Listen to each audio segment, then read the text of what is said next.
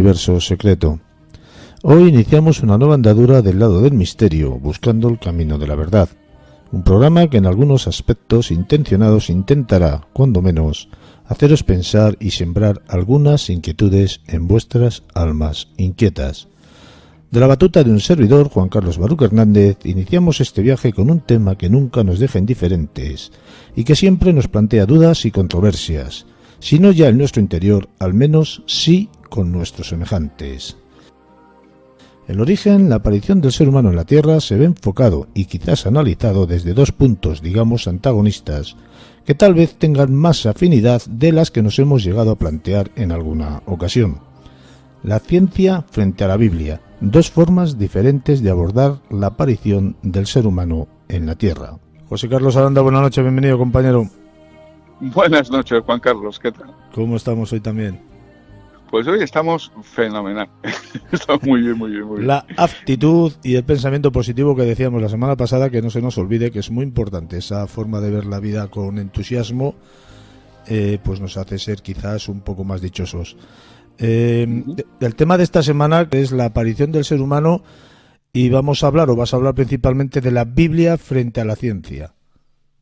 Sí, correcto, porque creo que va siendo hora de hacer una relectura de la Biblia. Es que sí, yo también pienso que yo soy de los que piensa también que se debería de modernizar un poquitín todo lo que se ha escrito. Bueno, vamos a partir de algo que yo creo que siempre hemos leído la Biblia como si fueran cuentos para niños, ¿no? Donde se nos habla, pues, de que Dios formó a Adán, cogió un trozo de arcilla, lo modeló, ¿no? Le insufló el hálito de vida y ¡puf! Ahí salió el hombre, ¿no? Después le arrancó una costilla, mire usted, ahí no es bueno que el hombre esté solo, ¡pum! Ahí apareció la mujer, ¿no? Y dices, bueno, muy bien, y lo lees esto como si fuera una especie de leyenda. Bueno, pues a lo mejor no es tan leyenda. Quiero decir, 1987, revista Nature, vamos, una revista muy reputada científica, donde aparece un artículo firmado por Alan Charles Wilson, Mark Sternking, Rebecca de la Casa, en la que se nos afirma que se ha demostrado científicamente que todos los seres humanos procedemos de una misma mujer. Ahora sí que me acabas de romper esquemas. Claro, por eso digo que conviene que recordemos o repasamos o releamos la Biblia, porque igual lo que ahí se dice no es tanto una leyenda, sino una alegoría para explicar a una civilización que no tenía conocimientos de genética ni conocimientos científicos el origen del ser humano. Sí, pero también José Carlos, se pueden decir que venimos de un solo hombre. Venimos de un solo hombre. Bueno, pues en este caso no, porque resulta que lo que logra acreditar esta línea sucesoria que nos lleva a una única mujer son las mitocondrias, y esto tiene que ver con el genoma femenino. Luego tenemos ahí lo que se denomina la Eva mitocondrial, en donde que sería la primera mujer de la que descenderíamos absolutamente todos los hombres, ¿no? Ahora, también está acreditado, y aquí ya me salgo un poco de la Biblia, ¿no? El que el ser humano no apareció en un único punto de la Tierra, sino que apareció en diversos puntos de la Tierra de forma casi simultánea y fruto de la mezcla de distintas razas primitivas, ¿no? Claro, esto nos lleva a una especulación muy seria, ¿no? Es decir, bueno, ¿esto cómo es posible, ¿no? Que todos procedamos de una misma mujer, pero que a la vez la raza humana apareciera en distintos puntos, ¿no? Se habla de Centro Europa, se habla de la parte del Éufrates, se habla de la parte de África, que es donde... Pero bueno, a través de la mezcla de distintas razas de seres primitivos, ¿no? ¿Y cuándo sucede esto? Bueno, vamos a ir por partes, ¿no? Lo que nos da este testimonio genético son las mitocondrias, que las mitocondrias, para quien no lo sepa, pues forman parte de todas y cada una de nuestras células y son las encargadas de suministrar la mayor parte de la energía que poseemos. Otra cuestión, y esto ya lo hablaremos otro día, es si el pensamiento se genera exclusivamente en el cerebro o en todas y cada una de nuestras células, ¿no? Y ahí entraríamos ya en los descubrimientos de la física cuántica. Y esto es interesantísimo, pero sería motivo de otro programa. ¿Cuándo sucede esto? Pues parece que sucede simultáneamente con el desarrollo del bipedismo, de que el hombre se puso a dos patas, ¿no? Y esto está atestiguado hay un artículo publicado en la revista Science hace 4,5 millones de años, ¿no? Con el caso de Lucy en Etiopía, ¿no? Que era un Australopithecus afarensis, que se llama, ¿no? Y que fue descubierto y analizado en 1974. Bueno, pues este espécimen medía 1,20 m, pesaba unos 50 kilos, y era un ser que estaba a caballo entre dos mundos, ¿no? La bipedación, es decir, la adaptación a caminar a dos patas y por el suelo, pero también la supervivencia arbórea, ¿no? Como los primates, ¿no? Los estudios se deben a Tim White, ¿no? Y él decía algo muy interesante, ¿no? Decía, si quieres encontrar un espécimen parecido, te tendrías que ir a un bar de la Guerra de las Galaxias, ¿no? Este es un ser híbrido que dice, bueno, esto como puñetas se puede hacer, ¿no? Claro, cuando leemos la Biblia y vemos esto, ¿no? Hace 50.000 años todavía estamos en cruce de especies, ¿no? Tenemos ahí el caso del yacimiento arqueológico de Danisova, ¿no? Donde encontramos el cruce de hace 50.000 años, ¿no? De un hueso de un adolescente, ¿no? Cuya madre era una neandertal y el padre era un denisovano, ¿no? Y que habitaron en el este de Europa y todo esto. Bueno, fíjate que el genoma compartido con los no africanos es solo del 2%. Con Oceanía es solo el 5%. Pero la línea de conexión a través de las mitocondrias coincide, ¿no? ¿Qué quiero esto decir? Vamos a ver. Hubo ahí una modificación genética en un momento dado que fue la que dio lugar a la aparición del ser humano, a partir de óvulos de una misma hembra, mutados e insertados en distintas especies en distintos lugares del mundo.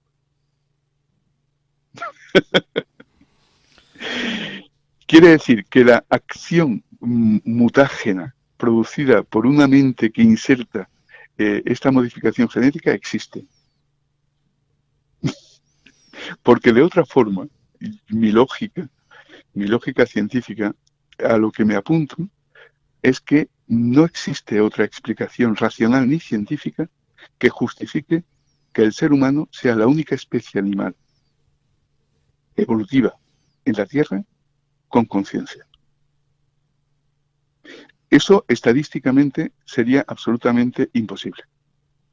Millones de especies evolucionando durante millones de años, si hubiéramos, siguiendo la teoría del caos, evolucionado de forma idéntica o similar, adaptativamente, según nos decía Darwin, hubiera dado lugar a que otras muchas especies, simplemente por cálculo probabilístico, hubieran desarrollado la misma conciencia. Esto abre las puertas a grandes incógnitas, ¿eh? Claro, y por eso decíamos que cuanto más avanzas y más nos aporta la ciencia, más humildes debemos ser. Y sobre todo, aproximarnos al misterio con respeto. Y releer la Biblia de una forma diferente. Fíjate ¿qué hace Dios con Adán una vez que lo crea? Nos dice la Biblia: hizo pasar a los animales uno a uno frente a él y él les puso nombre. ¿Tú sabes lo que está haciendo la Biblia cuando nos describe esto? Lo que nos describe es el nacimiento del pensamiento simbólico en el cerebro del Homo sapiens. Y otra cosa, que antes de Adán y Eva también había animales. Efectivamente, la preexistencia de los animales sí, antes de Adán y Eva. Luego dices, bueno, es que el nacimiento del pensamiento simbólico, que es el recrecimiento, tú sabes que se localiza en una zona muy concreta del cerebro, que es la precorteza frontal, que es la específicamente humana, a diferencia del cerebro reptilíneo, del cerebro límbico, de la zona límbica cerebral, la específicamente humana es esta. Bueno, pues la descripción de lo que es el pensamiento simbólico la tienes en esta simple frase de la Biblia. Y a partir de ahí nace el ser humano. Pero todavía requiere un paso más para el ser humano, que también nos lo describe la Biblia. Que es el momento en el que el ser humano, el hombre, decide comer del árbol del bien y el mal, desoyendo la recomendación de Dios. La célebre imagen de la serpiente ofreciendo la manzana que Eva muerde, ¿verdad? Uh-huh. Y llega Dios muy cabreado y le dice, pues ahora os expulso del paraíso y tú parirás con dolor, ¿no? ¿Te acuerdan? Y tú, resulta que te castigo a que ganarás el pan con el sudor de tu frente, ¿te acuerdas? Sí, sí, sí. Habéis perdido el paraíso. Muy bien. ¿Qué nos está diciendo aquí? Lo que nos está diciendo aquí la Biblia es la adquisición de la conciencia y el libre albedrío.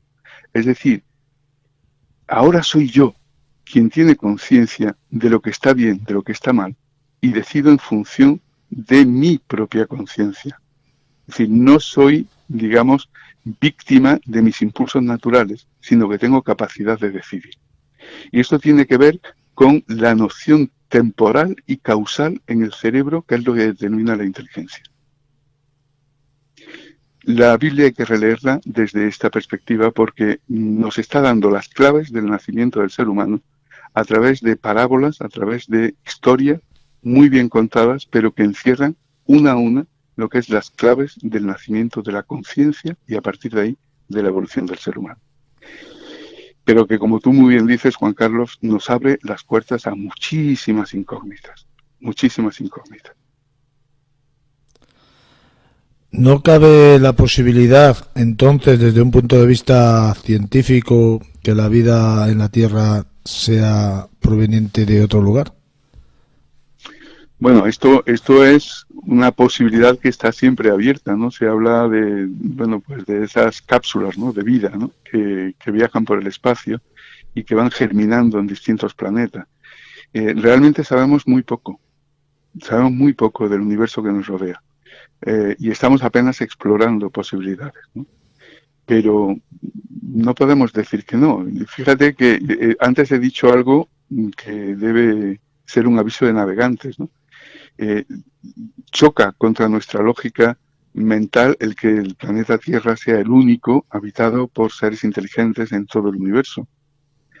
Y sin embargo, no choca contra nuestra lógica que el ser humano sea la única especie inteligente en millones de años de evolución, en millones de especies dentro de un microuniverso que es la Tierra. Pues por eso yo te planteaba esta cuestión, porque, claro, porque es casi increíble. No impensable, pero sí increíble.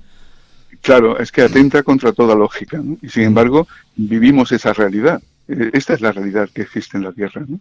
Bueno, entonces, ¿es extrapolable al universo? No lo sé. Vivimos esta realidad, pero no significa que sea la verdadera. No significa que sea la única realidad. La única realidad. Y de esto hablaremos en otro programa. Lo que creemos realidad no es sino lo que nuestra mente nos presenta como realidad. Por una razón muy sencilla, porque tenemos que vivir en ella, ¿no? Y somos supervivientes adaptados a la realidad circundante. Pero no quiere decir que sea la única realidad, ni siquiera la más importante, fíjate. Bueno, es la más importante para nosotros. Evidentemente. Porque ante todo somos egoístas, estos también.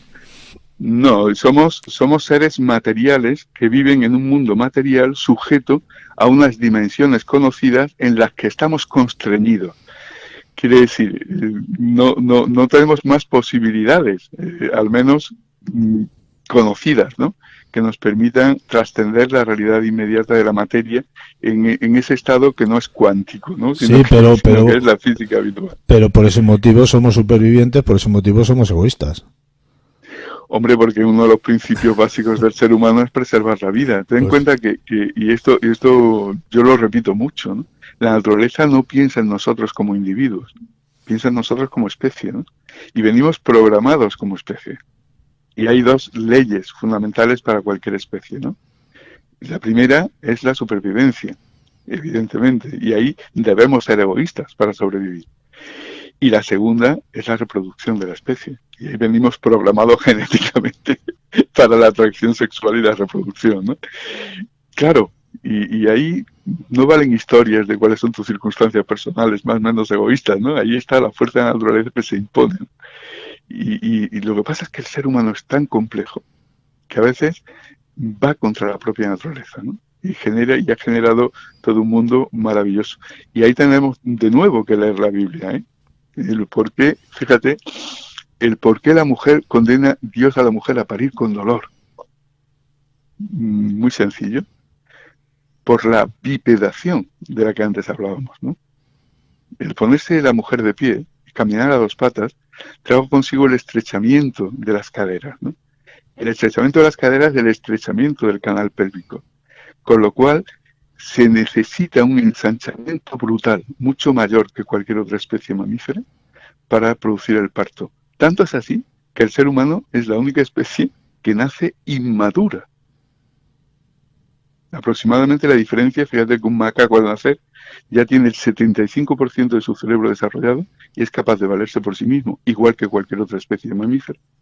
Pero que el ser humano, para alcanzar la madurez cerebral de un macaco recién nacido, va a necesitar 1 año y medio de vida. Y nace con el cráneo abierto, con huesos cartilaginosos en la mandíbula y la nariz, precisamente para favorecer el apepinamiento que facilite el tránsito por el canal del parto, ¿no? Ahí viene el dolor, ¿no? Por eso decía que la aparición del ser humano y la bipedación tiene mucho que ver, ¿no? El cómo evolucionado como especie. Esto es maravilloso. Y cuando le dice a Adán, ganarás el pan con el sudor de tu frente, ¿tú sabes de qué está hablando? De algo maravilloso, del cambio de la civilización arbórea recolectora a la sociedad agrícola. De eso está hablando. Bueno, básicamente sí. Claro que sí. Y algo tan simple y tan sencillo de entender como tú lo estás explicando, llevamos siglos sin darle importancia. Pues es maravilloso. Yo me encanta sembrar, por lo menos, dudas acerca de algo que hemos oído tantas veces, ¿verdad, Juan Carlos? Como si fueran pequeñas historias de niño, y qué enorme verdad estaban encerrando en todas y cada una de sus palabras. Pues ha sido una historia interesante. Nos has abierto, yo creo que un poquitín más la mente o la forma de pensar o la forma de entender la existencia. José Carlos, no sé si tenemos preparado tema para la semana que viene. Bueno, si te parece, la semana que viene retomamos el cerebro cuántico, ¿no? ¿Funciona nuestro cerebro como un cerebro cuántico o estamos sujetos a las leyes de la física? Pues un misterio más de la ciencia que posiblemente no nos terminarás de desvelar y sí nos causará... Ojalá. Sí. La verdad, lo que sí te puedo prometer, Juan Carlos, es una cosa. Es no montaré un chiringuito prometiendo la felicidad a cambio de dinero. Bueno, ya con los años que nos visten, chiringuitos pocos, ¿no? Muy bien. Oye, que un encanto y un placer estar con todos vosotros, como siempre, y nos oímos la semana que viene. Muchas gracias, como siempre, por todo. Un fuerte abrazo y tú lo has dicho, la semana que viene más. Hasta luego. Un abrazo, hasta luego.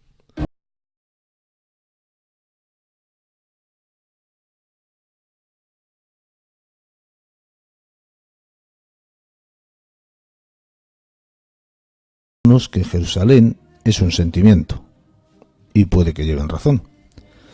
Desde el Monte de los Olivos, la estampa del antiguo emplazamiento del Templo de Salomón despierta una sensación en el alma tan profunda que quizás solo un libro sea capaz de contenerla. En el lado opuesto se alza la mezquita de la Ascensión, desde donde la tradición asegura que Jesús subió a los cielos. Y a un lado del camino se erige la iglesia de Dominus Flevit, donde suponemos que el Señor lloró. Rodeado de tan histórico enclave, no hace mucho tiempo alguien se preguntó: ¿quién fue Jesús realmente?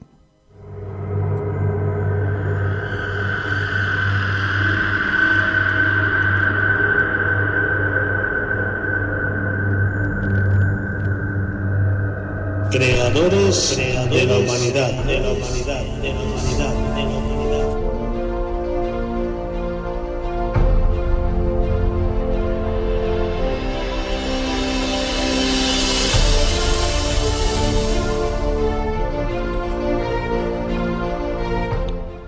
Manuel Fernández Muñoz, buenas noches, bienvenido, compañero.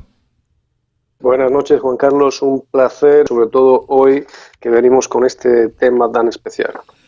Hoy venimos con un tema, no sé si especial como tú dices o espinoso como digo yo, porque vamos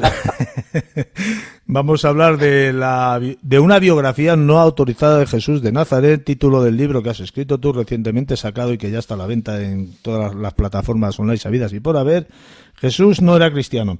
Hay una frase que me gusta mucho, que viene dentro del libro, que fue casi lo primero que leí, que dice que el cristianismo podía ser bueno si alguien intentara practicarlo. Ahora no recuerdo el nombre de quién lo dijo.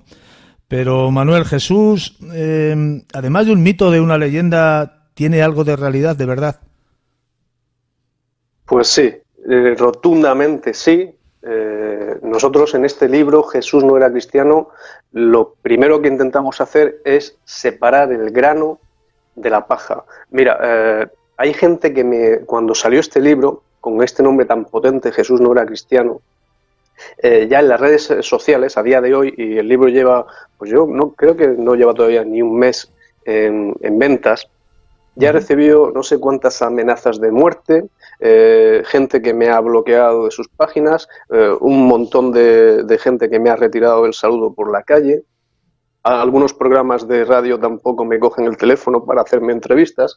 Es decir, que este libro ya está causando el efecto que yo quería que causara.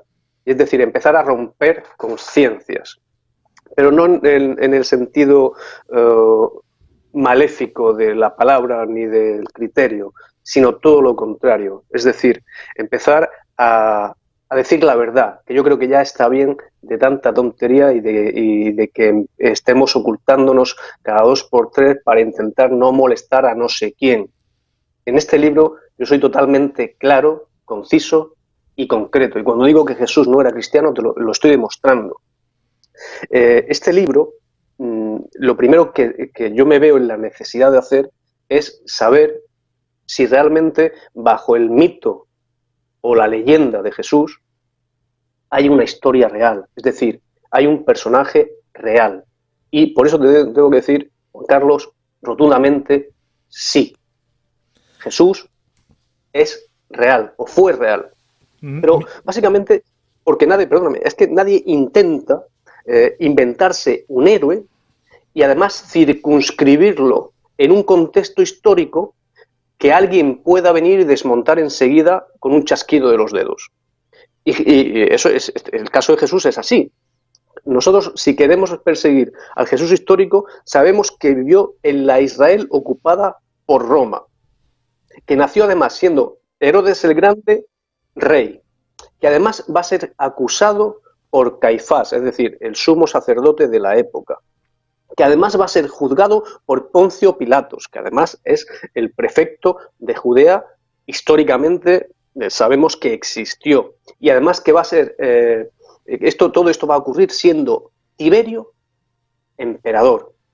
Pues mira, es que nadie en su sano juicio, y sobre todo en la Palestina del siglo I, te va a dar tantos datos como para que tú puedas ir y desmontar toda esta historia. Es absurdo. Con lo cual, sí es cierto que alguien llamado Jesús tuvo que vivir en esta época y que además tuvo que ser conocido por el pueblo. Si me permites, unos cuantos historiadores, porque hay muchas personas que, sobre todo con animadversión al cristianismo y a los cristianos y a la figura de Jesús, se están hartando de decir a voz en grito que no hay historiadores fuera del judaísmo que hagan mención a Jesús en aquella época. Y yo digo tajantemente en el libro que eso es falso. Que de hecho lo único que faltaría ya era que unos reporteros de Mediaset o de A3 Media hubieran ido allí, a Belén o a Nazaret, donde nació, porque eso ya lo veremos dentro del libro, donde nació Jesús, para dar cuenta y testimonio, incluso gráfico, aunque en aquella época no existieran las cámaras fotográficas, lo único que faltó realmente es que estos reporteros llegaran allí y nos hicieran unas fotos para que hoy pudiéramos tenerlas. Es que desde Flavio Josefo, que es un historiador judío romanizado, donde él va a escribir 2 obras fundamentales para todo historiador, que son Guerras de los Judíos y Antigüedades Judías. En Antigüedades Judías, en el pasaje en el libro, en el capítulo 18, él va a hacer originalmente una breve descripción de Jesús, que después también vamos a encontrar a Jesús en el capítulo 20 de su libro. El problema es que en este pasaje 18, después los cristianos añadieron bastantes cosas. De hecho, Josefo posiblemente diría algo así, se llama el testimonio el testimonio flaviano. Josefo va a decir de Jesús pues que en aquella época, en la época de Herodes el Grande, de Pilatos, va a aparecer Jesús, un hombre sabio, un hacedor de milagros, que atrajo a él a muchos judíos y que va a ser el originador de la tribu de los cristianos. Hasta aquí es el testimonio de Flavio Josefo. El problema es que después una mano afín, una mano cristiana, a este texto tan sucinto, tan genérico, le va a añadir muchísimas cosas para ensalzar la figura de Jesús. Pero estos son añadidos posteriores. Y por estos añadidos posteriores, muchísimas personas que no tienen ni idea de lo que están diciendo, dicen que Josefo no habló de Jesús. Esto es mentira, porque en el libro 20, en el siguiente, él va a hacer un relato de la muerte de Santiago a manos de Ananías, donde va a decir que Santiago era el hermano de Jesús. Si aquí él no está especificando quién fue Jesús, es porque antes ya lo había dicho. Y ese antes es en el libro 18. Es este relato que te acabo de leer, pero que, como te digo, los cristianos después, aparte de este relato sucinto, pues lo adornaron mucho, diciendo, por ejemplo, por ese tiempo apareció Jesús, un hombre sabio, si es que es correcto llamarlo hombre, porque fue un hacedor de milagros impactantes. En fin, todo esto de después son interpolaciones posteriores. Pero queda claro para cualquier historiador serio que Jesús, que Flavio Josefo se está refiriendo a Jesús en 2 ocasiones, en el libro 18 y en el libro 20. Pero no solamente Flavio Josefo, también Tácito, otro historiador de la época, va a asegurar que Cristo va a morir bajo el poder de Pilatos. De hecho, está hablándole a Trajano, y que los cristianos no hacían sino pelear entre sí. Otro historiador de la época, Plinio el Joven, va a asegurar que Jesús también es el origen de la secta de los cristianos. Suetonio, otro historiador, lo va a confundir con Cristo, y va a acusar a los judíos de estar enfrentados por él en su obra La vida de los 12 Césares. Así que, como estoy demostrando y como demuestro con muchos más detalles en este libro, Jesús no era cristiano, no es que de Jesús no haya ningún documento histórico de la época, no es que no haya uno, es que hay cientos. Con lo cual, evidentemente, el personaje real, que fue Jesús de Nazaret, evidentemente existió. Dice Manuel, dicen algunos que Jerusalén es un sentimiento. ¿Tiene Jesús una parte de culpa, un suspiro de que se tenga esta concepción de Jerusalén? Pues es curioso porque Jerusalén, la mitad de Jerusalén reclama el nombre de Jesús y la otra mitad de Jerusalén lo desprecia. Así que dependiendo por dónde camines, te vas a encontrar con ese amor por Jesús o por esa repulsa hacia Jesús. Es esa dicotomía que te encuentras en Jerusalén, que todos dicen amar a Dios, por lo menos con la boca, pero lo que intentan hacer o lo que están haciendo es pelear entre ellos todo el tiempo. Es la particularidad que tiene Jerusalén, una ciudad 1000 veces santa, donde puedes encontrar realmente a Dios sentado pidiéndote limosna en una esquina y al diablo orando en una mezquita, sinagoga o iglesia. Manuel, no he venido a hacer paz, sino espada. Es una frase dura. Sí. Es una frase dura y aquí tenemos que empezar a intentar dilucidar quién fue el Jesús que a nosotros se nos ha negado. Es decir, el Jesús real y qué quería realmente esta figura. Podemos concebir a Jesús como un revolucionario de la época. Deberíamos. Deberíamos, sin ningún tipo de duda. El problema es que nos han vendido tanto a ese Cristo que parece ser que es más semejante a un héroe griego, es decir, a alguien que cuando le estuvieron dando latigazos no sentía dolor, que cuando llevó la cruz a cuestas no le pesó, que cuando lo crucificaron traspasándole las manos y los pies, pues no se quejó, y que cuando estuvo a punto de morir, murió perdonando a los enemigos. Nos han vendido tanto esta figura tan altiva que yo realmente me pregunto en el libro si es que realmente no subió al cielo antes de morir, porque no me parece algo real. De hecho, me parece todo lo contrario, porque si a cualquiera de nosotros nos hacen lo que le hicieron a Jesús, la tortura de Jesús, realmente perdonar a nuestros enemigos es lo último que se nos hubiera pasado por la cabeza, y evidentemente hubiéramos sentido dolor, hubiéramos gritado de angustia, hubiéramos llorado.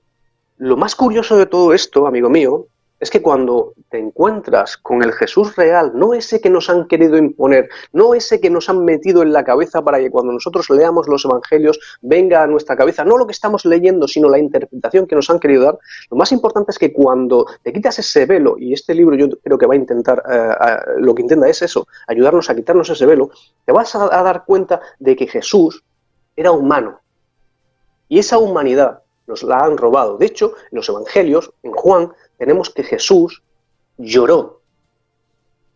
Que Jesús lloró. Que Jesús le rezaba a Dios. Que Jesús tuvo hambre como un ser humano. Que se sintió cansado. Que se frustraba cuando sus compañeros no le entendían.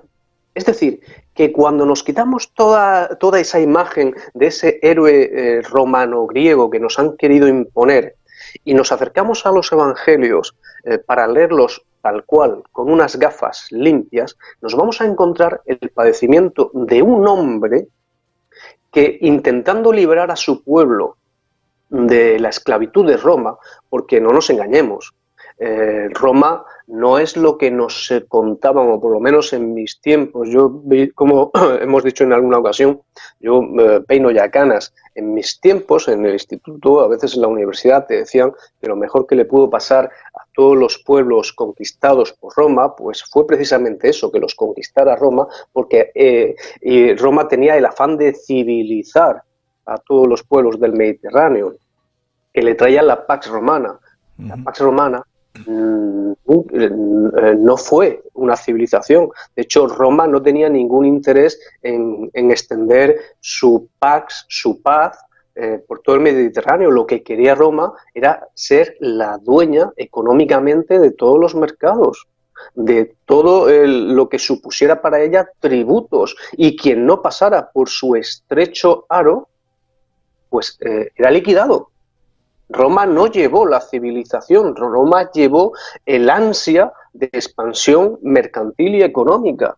Y Jerusalén en aquella época era una ciudad de paso entre Siria, entre Arabia, en las rutas del Mediterráneo era muy importante. Además se reunían en ella una cantidad de peregrinos ingente, con lo cual Pompeyo vio en Jerusalén y en todo el territorio de Israel, Judea y Samaria, vio algo necesario para Roma. Y cuando Roma se anexiona a Israel, lo que va a hacer es realmente asolarla a impuestos. Tal es así que justamente en la época de Jesús, cuando Tiberio era emperador, Judea va a tener formalmente que pedirle a Tiberio que rebaje todos los impuestos a los que la tiene sometida, porque realmente es que ya no dan abasto. Por ejemplo, tenían el tributo solis y el tributum capitis, es decir, que por cada parte de tierra que tuvieras, tu casa, por ejemplo, tenías que pagar una cantidad ingente de dinero cada año, pero por cada miembro de la familia también. A todo esto tienes que sumarle el tributo también al rey, es decir, a Herodes Antipas o Herodes el Grande anteriormente. A todo esto tienes que sumarle el tributo también al templo, a los sacerdotes. Es decir, que al final del día o del mes o de la semana, lo que te quedaba era lo mínimo y no lo suficiente como para poder vivir. Con lo cual, ¿qué es lo que hacía Roma? Pues que si no podías pagar esos tributos, te tomaba como esclavo, tanto a ti como a tus hijas, como a tus hijos, todo lo que tuvieras. Y esta es la realidad a la que se está enfrentando una persona llamada Jesús en el siglo I, que evidentemente, a pesar de lo que nos están contando de que Jesús no se quiso meter en política, fue totalmente apolítico. Esto es falso. De hecho, los evangelios, de lo que podemos estar seguros es que Jesús va a denunciar esto a capa y espada durante todo su ministerio, independientemente de que él sea también una figura espiritual, es una figura meramente política. Date cuenta, por ejemplo, en las bienaventuranzas. Realmente hay un párrafo en las bienaventuranzas que esto no lo pueden explicar, no lo ha podido explicar todavía ningún teólogo católico. Él va a decir: bienaventurados los que sufrís a causa de la justicia. Bienaventurados los que sufrís a causa de la justicia. ¿Me estás diciendo que Jesús está diciéndole bienaventurado a un ladrón, a un asesino, a un violador? ¿Me estás diciendo realmente que Jesús está bendiciendo a toda esta clase de gente? ¿Realmente se está refiriendo a los que están sufriendo la justicia de Roma? Esto lo tenemos en Mateo 5:10. Y el texto tal cual es: bienaventurados los que sois perseguidos a causa de la justicia, porque vuestro es el reino de los cielos. El reino de los cielos no es el paraíso. Jesús no se está refiriendo aquí, por mucho que los sacerdotes católicos o cristianos nos estén queriendo imponer, que Jesús se estaba refiriendo al paraíso, al reino de los cielos. No, no, no. El reino de los cielos para un judío es Israel. Este es el reino de los cielos. Israel, el territorio de Israel. El reinado de Dios es lo que vendrá a su reino, al reino de los cielos. Y el reino de los cielos, en este momento en el que Jesús está sufriendo violencia, está siendo ocupado. Así que todos los que se están volviendo contra la ocupación romana son perseguidos. Y aquí Jesús les está diciendo: bienaventurados sois vosotros, que sois perseguidos a causa de la justicia romana, porque vuestro es este país que, sin embargo, ellos nos están quitando. Por supuesto que Jesús fue un político, evidentemente, a pesar de que nos estén queriendo dar gato por liebre y diciéndonos que no leamos por nuestra propia cuenta, poniendo en nuestra mente ya de antemano lo que tenemos que interpretar cuando leemos las cosas tal cual. Te voy a confesar, bueno, ya lo sabes, que el libro que tengo en mis manos ahora he leído hasta la página 105, lo cual una lectura que para mí se me hace bastante fácil, y no es una crítica, o es una crítica, pero es una alabanza, porque alguien decía o dijo alguna vez que todo lo que se lee con gran facilidad se ha escrito con un enorme esfuerzo. En una parte de esta página que me llegó, dice algo así: que el Mesías naciera de una virgen no significaba que forzosamente tuviera que nacer de una niña menor de 12 años. Pues habiendo sido concebido como todos nosotros, sin embargo, también habría sido engendrado por la sabiduría divina, el Espíritu Santo?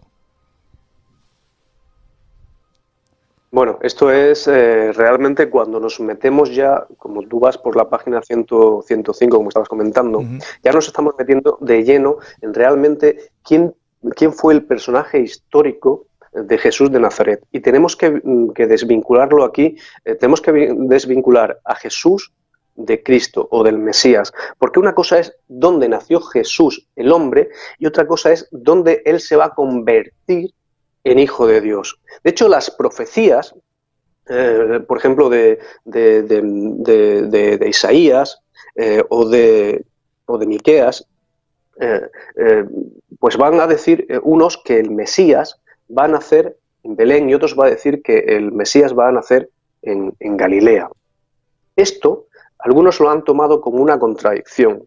El problema es que no se ha entendido bien, ya que una cosa es dónde nació Jesús y otra cosa es dónde nació el Hijo de Dios. Y nosotros vemos que los tres primeros evangelios, Marcos, Mateo y Lucas, van a hablar de la infancia, sobre todo Mateo y Lucas, van a hablar de la infancia de Jesús.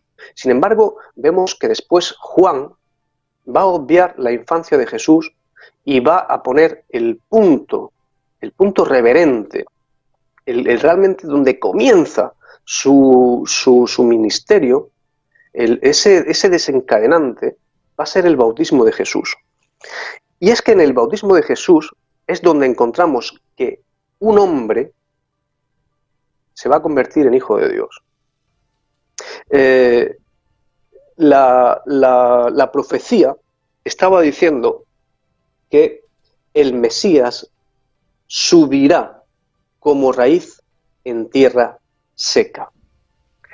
La profecía, como digo, está mal entendida. La profecía no se está refiriendo a que el Mesías nacería de una virgen, sino que esa virgen realmente es la tierra de Israel y que él iba a traer de nuevo la sabiduría, con lo cual también sería engendrado por la sabiduría, que es el Espíritu Santo. La virgen, según la Cábala, es la sabiduría de Dios. Y vemos que Jesús es reconocido como Hijo de Dios solamente cuando sale de las aguas del Jordán. Y todos recordamos el pasaje, él es bautizado por Juan y cuando sale de las aguas del Jordán va a oír una voz que le va a decir: este es mi Hijo, en él me complazco, a él escucharle. Es en ese momento donde nace el Mesías. Jesús nació tiempo antes, pero el Mesías nace justamente en ese momento porque Dios se lo está diciendo: este es mi Hijo. A partir de este momento, este es mi Hijo. A partir de ese momento también Jesús va a decir que quien no nazca del agua y del Espíritu no va a poder entrar en el reino de los cielos. Entonces, como vemos, Jesús no tuvo que nacer necesariamente de una virgen, de una mujer virgen, de una niña virgen, como se nos ha venido contando, sino que esa virgen realmente era la tierra de Israel y la sabiduría de Dios. Pero como te digo, esto está mucho más detallado y mucho más pormenorizado, con muchas más pruebas a partir de ese capítulo que tú te estás leyendo, a partir de esa página, la página 100 del libro. Esto está pormenorizado para que seamos nosotros los que, siguiendo el hilo, un hilo argumental, podamos comprobar qué dice la Biblia y dónde posiblemente nació Jesús y dónde posiblemente nació después el Mesías. Manuel, diferencia entre cristiano y discípulo. Bueno, nosotros hemos dicho en el título del libro que Jesús no era cristiano y es que es así. No es un insulto a nadie, no es ganas de provocar, es que sencillamente queremos hacer una diferencia porque los cristianos van a nacer, mejor dicho, esa palabra, ese término cristiano, es un término que va a surgir a partir del año 40 después de Cristo. Es decir, que Jesús ya había sido crucificado, ya había sido enterrado, y resucitado. A partir de ese momento, estamos hablando en torno al año 33, los cristianos no existían. De hecho, a los seguidores de Jesús se les llama judíos nazarenos. En alguna parte a nosotros se nos ha explicado que Jesús, el nombre de Jesús es Jesús de Nazaret. Sin embargo, cuando nos vamos a los textos, nos vamos a los evangelios, los leemos en griego, vemos que la palabra nazareno, pues no tiene por qué ser el gentilicio, de hecho no es el gentilicio de la ciudad de Nazaret. La palabra que encontramos en griego para Jesús, que acompaña a Jesús, es Jesús, Yeshua Nazarenos. Ese Nazarenos no significa, no es el gentilicio de la ciudad de Nazaret. Ese Nazarenos es un atributo, un adjetivo que se les da a las personas que son consagradas a Dios según el voto de nazireato. El nazireato es una consagración que la encontramos en el libro de Números, creo que si mal no recuerdo en el capítulo 6, donde el consagrado puede ser consagrado durante toda su vida, puede ser consagrado desde el vientre materno, puede ser consagrado, él mismo se puede consagrar durante un tiempo determinado y puedes hacer un voto de dispensa y seguir con su vida. Entonces vemos que Jesús no es llamado de Nazaret, sino Jesús Nazareno, Jesús el Nazoreo, es decir, Jesús el que se ha consagrado a Dios, porque la palabra griega del gentilicio de Nazaret es nazaretanos, y esto no lo encontramos en la Biblia en ningún sitio. Lo que encontramos es Jesús nazarenos. ¿Qué significa ser un nazoreo? Pues como te digo, es alguien que se ha consagrado a Dios. Vemos que en torno a Jesús hay muchas personas consagradas a Dios, que han hecho el voto de nazireato. Uno de ellos es Juan el Bautista, que no recordemos todos que Lucas dice que es su primo. Otros, el resto de los evangelios dicen que bueno, es un profeta, otros que deducimos que puede ser el precursor del movimiento que después liderara a Jesús, pero lo que es verdaderamente importante, verdaderamente concreto, es que él era un nazoreo, es decir, alguien que se había consagrado. Pero es que no solamente Juan el Bautista, sino que el propio Jesús posiblemente fue un nazoreo, ya que aquí vemos claramente la palabra nazarenos en griego en todos los evangelios. Pero no solamente va a ser Jesús, sino que después sus seguidores, entre ellos Santiago el Justo, va a ser conocido por su gran celo y por sus votos del nazireato, es decir, algo que posiblemente heredara de Jesús, porque si no, no se comprende que él siguiera esta costumbre. Y además, este Santiago el Justo, que cuando Jesús ya no está, va a liderar la iglesia de Jerusalén, le va a decir a Pablo, le va a imponer a Pablo que durante un tiempo él también tome los votos del nazireato. Porque los judíos en aquel momento estaban diciendo que Pablo estaba renunciando a su fe y pervirtiendo a las nuevas generaciones a causa de su prédica a los paganos, y Santiago el Justo le va a decir a Pablo: toma también los votos de nazireato para que demuestres, para que ellos vean que tú eres un judío al uso, es decir, eres un judío consagrado, aunque estés predicándole a los paganos. Entonces, por una parte, vemos que los seguidores de Jesús casi todos son nazoreos. Por eso, de ahí que a estos seguidores de Jesús, antes del año 40, se les llame judíos nazarenos. Y esto lo tenemos en el libro de Hechos 24:5. Ahora bien, ¿qué pasa cuando Pablo y Bernabé empiezan a llevar el nombre de Jesús no solamente a los judíos, sino también a los paganos? Bueno, pues ellos se van a ver forzados, tanto Pablo como Bernabé, en presentarle a los paganos a una figura que ellos no conocen. Porque si tú vas a un judío siendo judío y le dices, ha nacido el Mesías, ha padecido bajo el poder de Poncio Pilatos, ha sido sacrificado, el judío te va a entender, porque entra dentro de su costumbre, es su cultura, te va a comprender sin ningún tipo de problema. Otra cosa es que te acepte o no. Por lo cual, Jesús, cuando él trae su misión, vemos que va a hacer una separación entre los judíos al uso.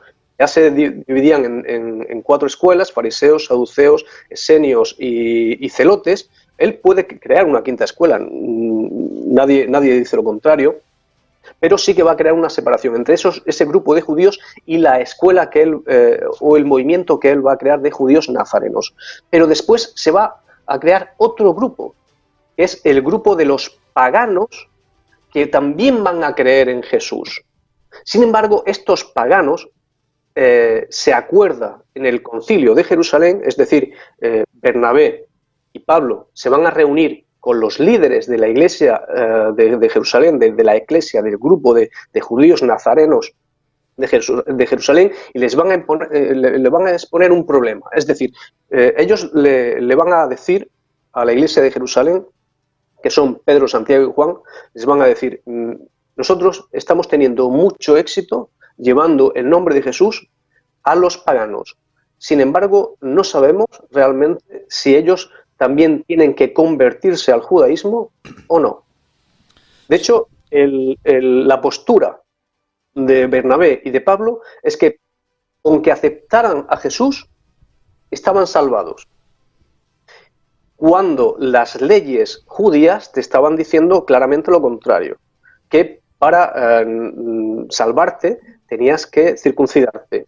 Es en ese concilio, como digo, aproximadamente el año 55 después de Cristo, donde los seguidores de Jesús, los judíos nazarenos, le van a dar permiso a Pablo y a Bernabé para que los cristianos no tengan por qué hacerse judíos y que sigan siendo seguidores de Jesús sin estar circuncidados y sin seguir la ley mosaica. Con lo cual aquí ahora vemos que hay claramente 2 grupos y que están separados.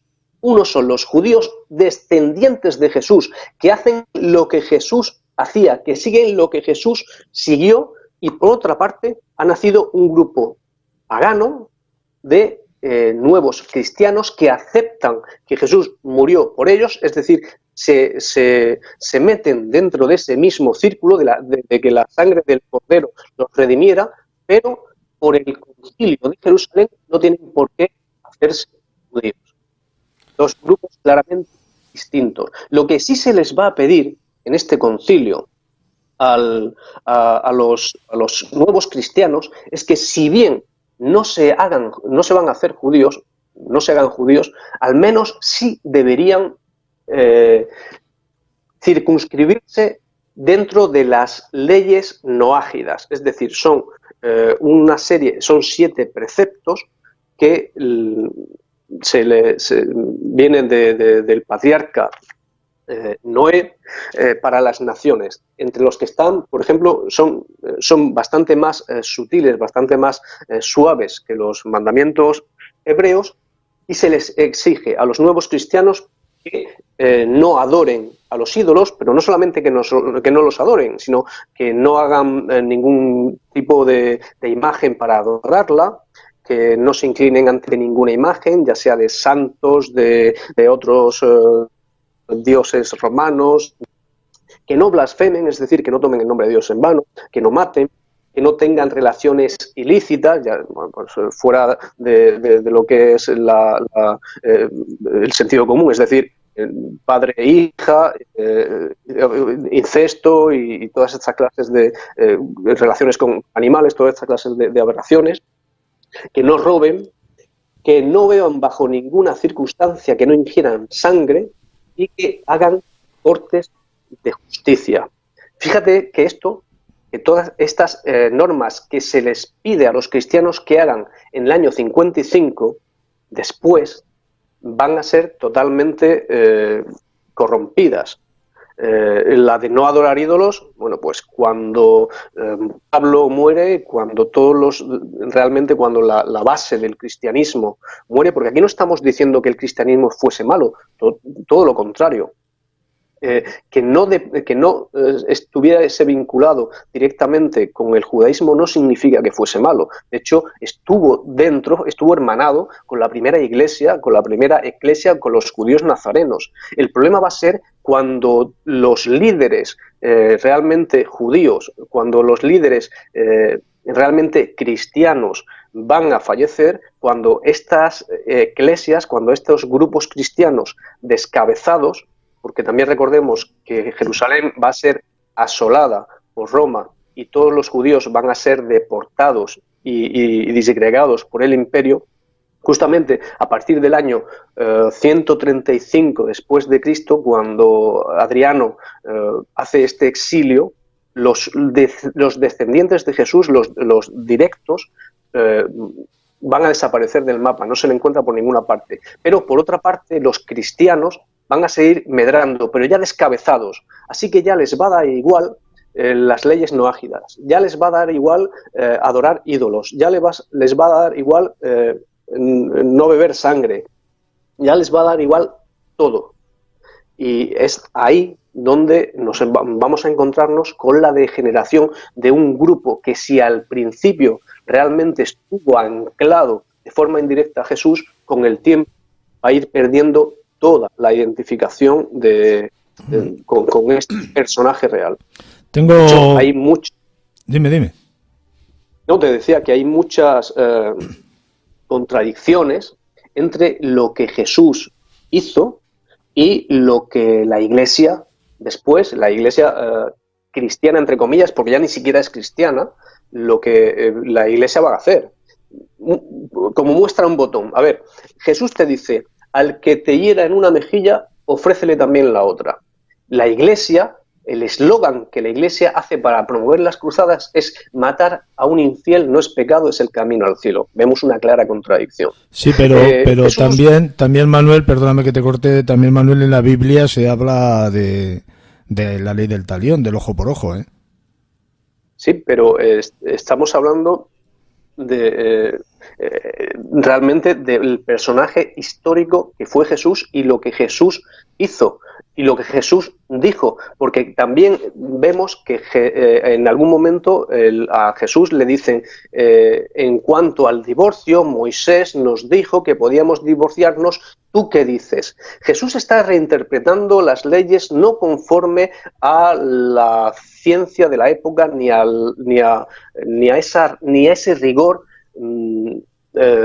ortodoxo de la época, sino a lo que llevaba en su corazón. Y Jesús le contesta a estos escribas y fariseos: por la dureza de vuestros corazones se dio esa ley, mas sin embargo yo digo que el que aborrezca a su mujer, si no es a causa de delito de fornicación, está cometiendo adulterio. Así que una cosa es lo que la ciencia antigua te estaba diciendo, que quizás era demasiado durísimo, no, lo siguiente, y otra cosa es cómo Jesús está interpretando esa ley. Pero esto también está profetizado en una de las profecías que te está diciendo que en la dureza del corazón del pueblo hebreo le fue dada una ley muy dura, pero que sin embargo vendría aquel que apacentaría el rebaño con la vara de la gracia y que uniría la ley y la gracia.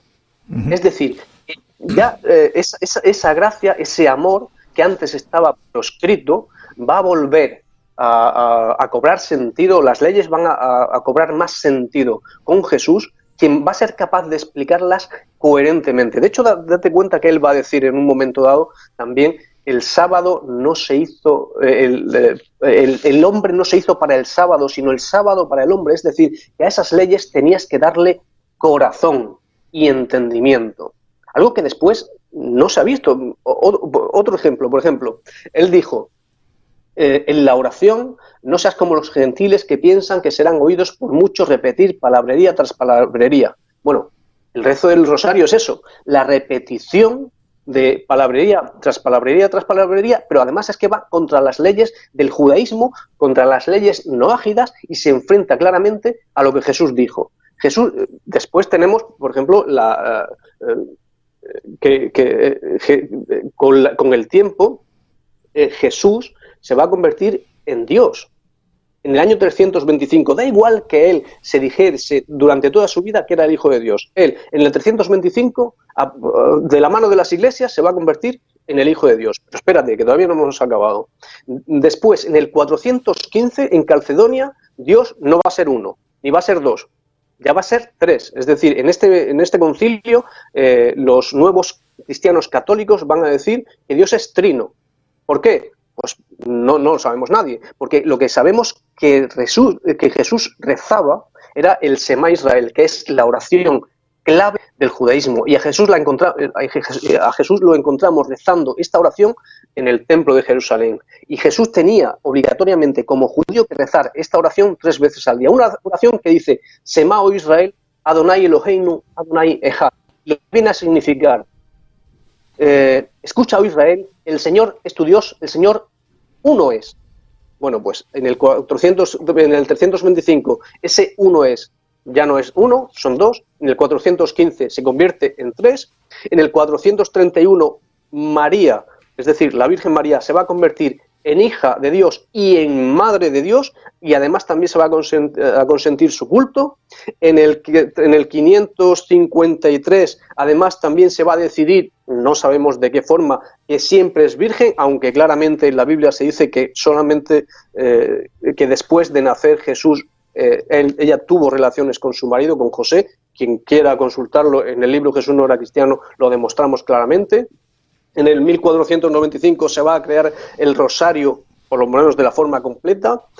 En fin, un tipo de despropósitos que a partir de que los líderes de la iglesia cristiana original fallezcan, van a empezar a surgir despropósitos que han llegado hasta hoy, y que todos estos despropósitos los desmontamos coherentemente en el libro Jesús no era cristiano, pese a quien pese. En el libro haces un particular repaso sobre los antecedentes, sobre los evangelios, las profecías cumplidas, los anuncios de la pasión, y una cosa muy curiosa que a mí me atrae bastante, que es la historia o historicidad de los milagros, en los milagros como las curaciones, exorcismos, maravillas de la naturaleza y resurrecciones. Manuel, no sé si quieres aportar algo más sobre el libro, si quieres contarnos alguna particularidad, aparte del esfuerzo que ya sabemos todos que lleva al escribirlo y la facilidad, como ya he dicho antes, que se lee. Pues mira, lo que he intentado hacer en este libro es coger la vía más difícil. Creo que es algo que no ha hecho nadie hasta este momento, porque cuando yo presenté este libro a algunas editoriales, muchas de ellas, con las que ya trabajo, me dijeron, es que de Jesús ya se ha escrito mucho. Y mi respuesta siempre ha sido la misma. De Jesús se ha escrito mucho, pero siempre bajo dos prismas totalmente distintos, y nunca nadie se ha atrevido a juntar esos dos prismas. Me explico brevemente. Los teólogos, los creyentes, van a basar sus obras diciendo o circunscribiendo la figura de Jesús en su entorno, en el entorno espiritual.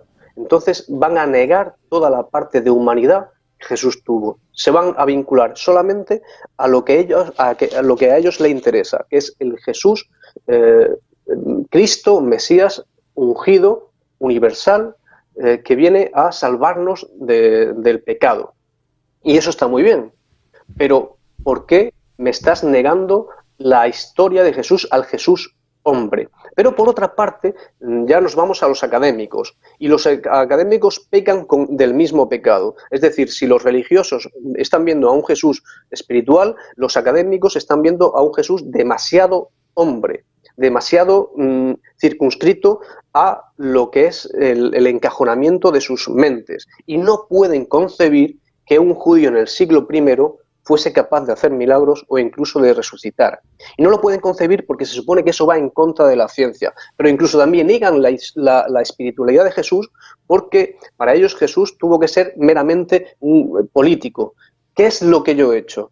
He juntado al Jesús espiritual y al Jesús político. He intentado separar el grano de la paja, he intentado separar todos los añadidos que con estos 2000 años se le ha ido haciendo a la figura de Jesús de Nazaret, para realmente conocer y comprender quién fue ese personaje al que yo amo, adoro con todo mi corazón, que se llamó Jesús el Nazoreo. Date cuenta, para terminar ya, porque la radio es lo que tenemos el tiempo limitado. Es lo que hay. Date cuenta, hay un momento en el que Pedro va a expulsar judíos en el nombre de Jesús. Yo no me imagino a Pedro diciendo, en el nombre de Jesús de Nazaret, expulso al judío, al demonio, perdón, que va a expulsar demonios en nombre de Jesús de Nazaret. Yo no me imagino que este nombre, el nombre de Jesús, de Yeshua Hamashiach o Yeshua Nazarenos Hamashiach, yo no me imagino que este nombre fuese Jesús de Nazaret. Es como si decimos por el nombre de Manuel que vive en Dublín, expulso al demonio. No tiene sentido. El nombre de Jesús tenía que tener un poder especial, tenía que revestirse de un poder especial. Y de alguna forma ese nombre heredó las mismas virtudes que quien lo llevó. Es decir, Jesús, pese a los historiadores, expulsó demonios. Y este nombre sagrado, Yeshua Nazarenos Hamashiach, fue un nombre sagrado con el que Pedro y después la iglesia de Jerusalén, e incluso también Pablo y los descendientes directos de esta iglesia y de estos primeros cristianos, por ese nombre expulsaban demonios e incluso sanaban enfermedades. Esto no podía haber sido si Jesús realmente en vida, la figura, el hombre histórico, no hubiese tenido esa capacidad. Entonces, este libro viene a romper las dos conciencias y a unirlas, a decirle a los académicos, Jesús tuvo que tener alguna cualidad espiritual increíble, a pesar de que no quepa en vuestras cabezas. Y a los religiosos vengo a decirle, Jesús tuvo que tener conciencia política y tuvo que tener muy bien asentados los pies en la tierra si realmente quería circunscribirse en su tiempo. Como vemos, a lo largo del libro lo demuestro, que fue así. Entonces es un libro que estoy seguro que no va a gustar a nadie, ni a unos ni a otros.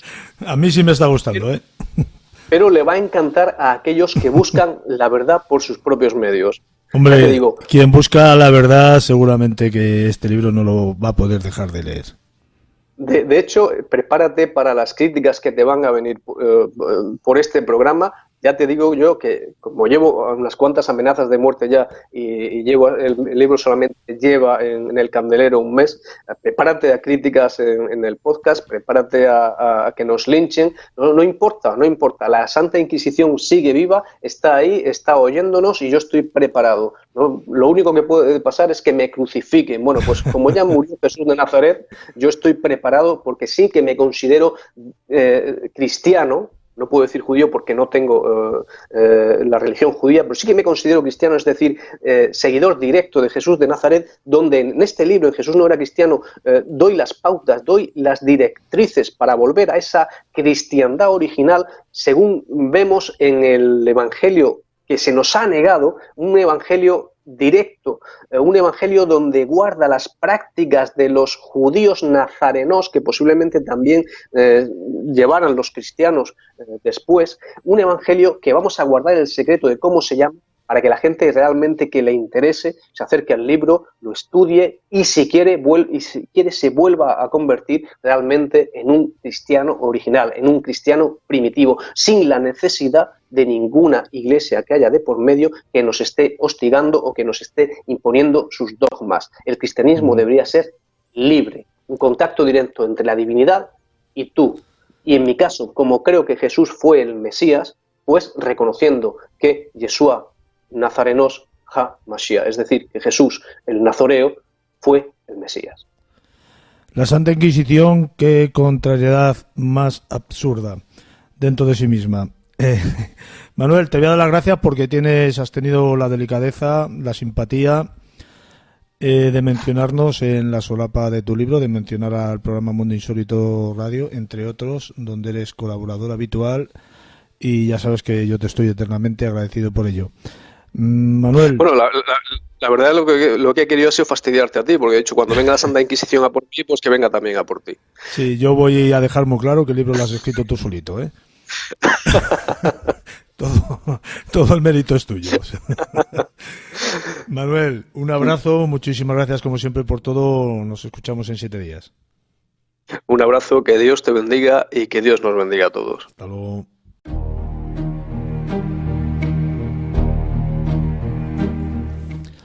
Allá colgada en el cielo, la luna nos fascina. Por eso se le atribuyen poderes mágicos y misteriosos, como convertir a un hombre en lobo o hacer que el pelo nos crezca más rápido. Pero más allá de los mitos, el satélite de la Tierra es en verdad único y sí ejerce una extraordinaria influencia sobre el planeta y, por supuesto, sobre los seres vivos. La orquestación de las mareas, su papel en el inicio de la vida terrestre y cómo marca el ritmo y hasta la estabilidad del mundo son algunos de los asombrosos poderes reales de la Luna.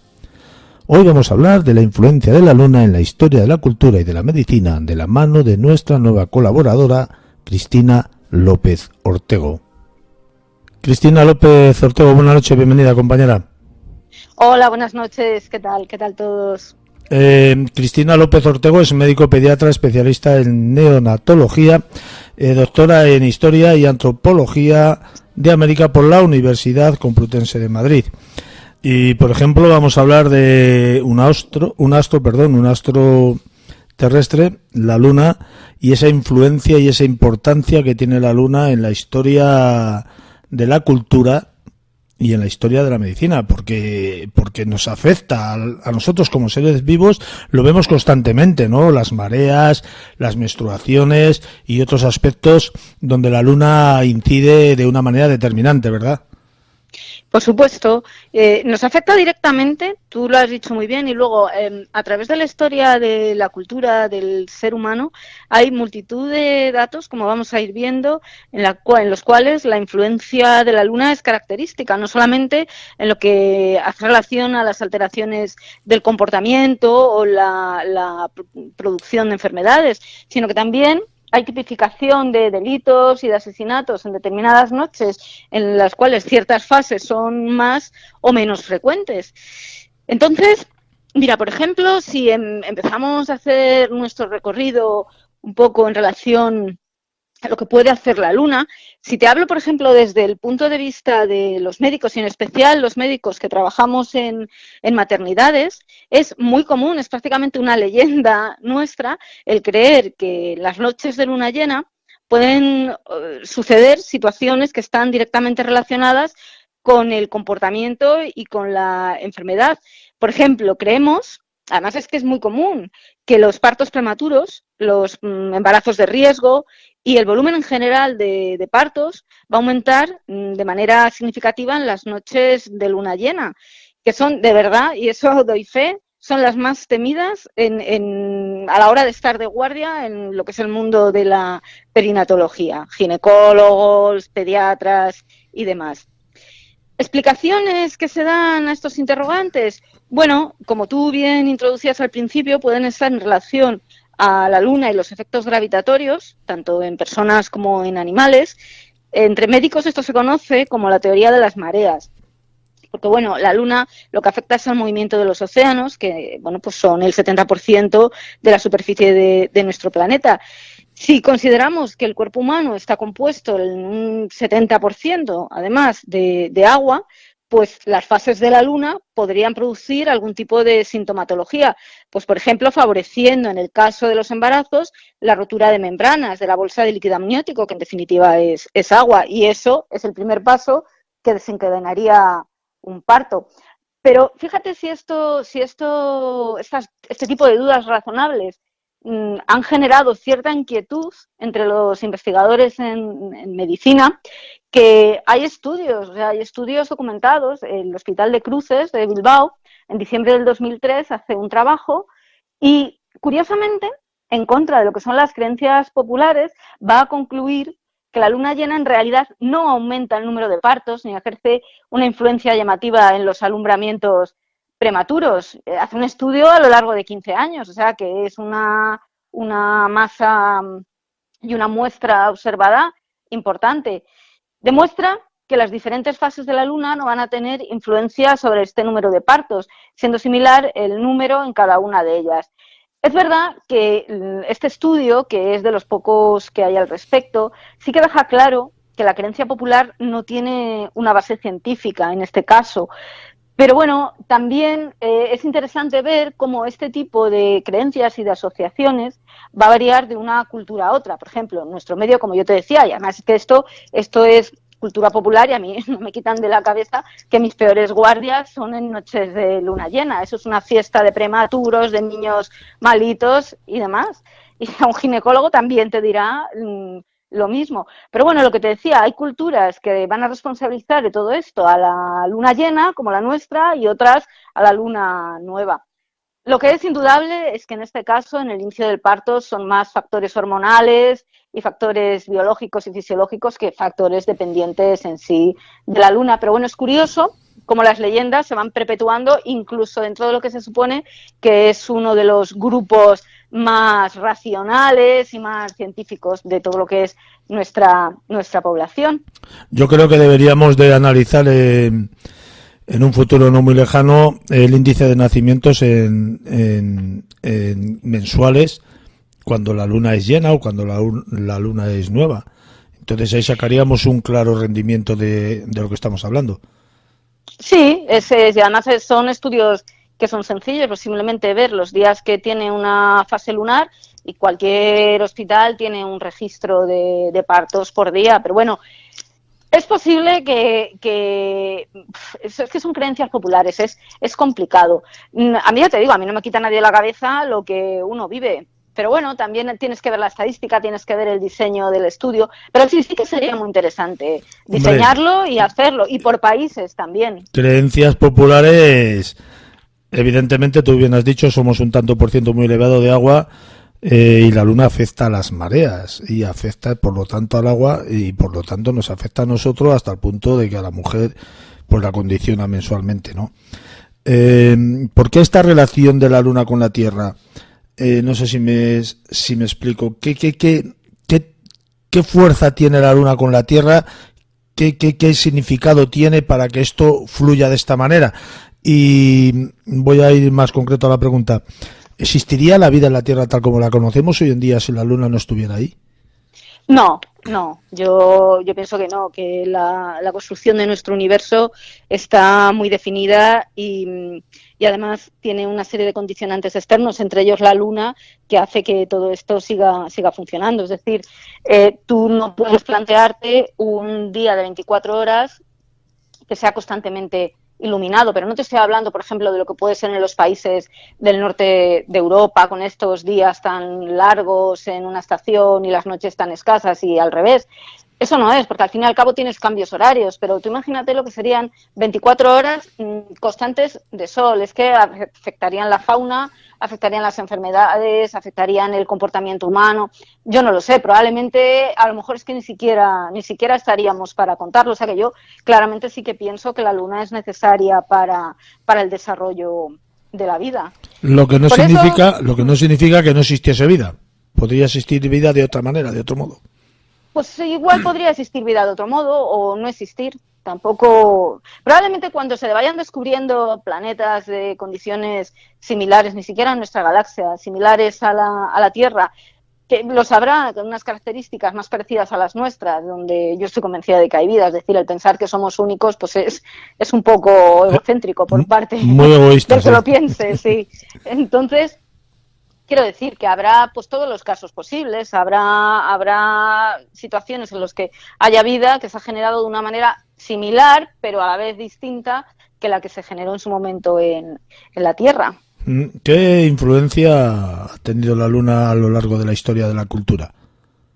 Pues a lo largo de la historia de la cultura es fundamental la luna en muchísimas enfermedades clásicas, en cuanto al sueño también, el sueño y la cultura, Y luego la enfermedad como tal, hay enfermedades causadas directamente por la luna. Por ejemplo, en relación a las enfermedades mentales, también es un tema que está muy estudiado, pues por ejemplo por la Universidad de Laval en Canadá. Hay también la teoría de que en luna llena y en otras fases pueden afectar el estado mental de las personas.